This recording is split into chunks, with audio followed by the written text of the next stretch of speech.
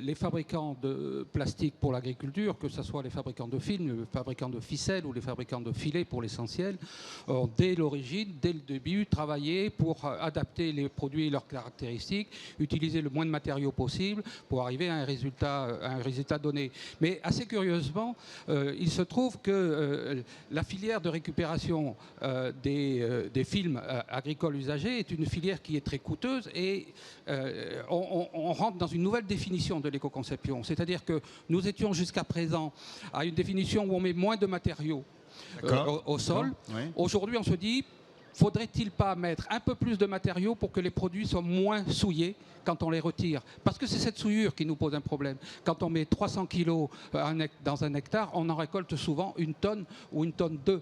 Et c'est cette souillure qui est coûteuse, c'est cette souillure qui est difficile pour les recycleurs à enlever. Et l'éco-conception dans ce cas-là, ça passe plutôt par une augmentation des épaisseurs qui permet une amélioration des conditions de recyclage.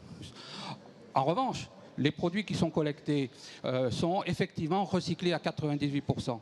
Et savez-vous que dans les plastiques agricoles usagés, nous collectons chaque année près de 65 000 tonnes, ce qui représente 73% du gisement. Et 98% de ce gisement est effectivement recyclé matière et réutilisé dans un grand nombre d'applications. Or, avec les filières Adivalor, on a un système logistique et opérationnel qui est extrêmement performant et qui est très efficace. Et à ce moment-là, le consensus, quand on a une réalité comme ça, est beaucoup plus facile à obtenir.